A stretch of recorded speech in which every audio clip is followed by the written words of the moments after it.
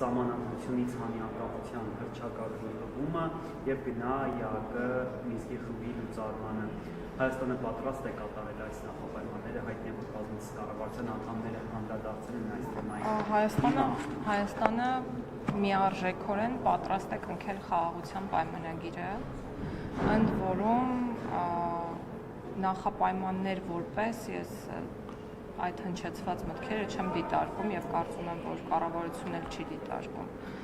Ես իմ խոսքում նշել եմ, որ խաղաղությունը այլընտրանք չունի եւ մեր գործողությունները այո պետք է միտված լինեն խաղաղության վերջնական հաստատմանը, բայց թե ինչ կոնցեպտով պետք է առաջ շարժվենք դեպի խաղաղության պայմանագրի կնքումը, կարծում եմ, որ շատ շուտով հանրությանը հայտնի կլինի։ Ինչ վերաբերում է սահմանադրության փոփոխություններին, ապա ես բազմիցս նշել եմ, որ մենք աշխատում ենք սահմանադրության նոր տեքստի վրա,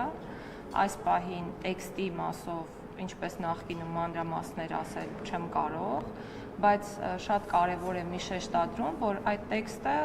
չի լինելու եւ ուղղակի ի բնե չի կարող լինել գաղտնի եւ ինչ որ պահին հանրայնացվելու է եւ յուրաքանչյուր կետ, յուրաքանչյուր նորմ քննարկվելու է մեր հասարակության ներկայացուցիչների հետ։ Հարցային կառավարությունը պատրաստ է կնքել կառավարությունը այս պայծրությամբ, խնդրում եմ ընդունել իմ ասածը որպես իգիտություն։ Այս պահին ես կասեմ հետեւյալը, կկրկնեմ ավելի ճիշտ իմ միտքը, որ նախորդիվ հնչեցրեցի, կառավարությունը պատրաստ է կնքել խաղաղության պայմանագիրը, այո։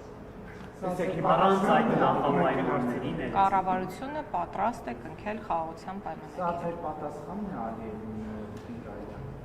Կառավարությունը պատրաստ է կնքել խաղաղության պայմանագիրը։ Հաշվի առնելով այդ նախապայմանները, որոնք այն ամենին առաջ է քաշում Ադրբեջանի նախագահը եւ պնդում է, որ միայն դրանց բարակայում հնարավոր կլինի խաղաղության պայմանագիրը ստորագրել։ Հիմա հնարավոր է Հայաստանի իշխանությունը արագացնել սահմանադրության փոփոխության հարցը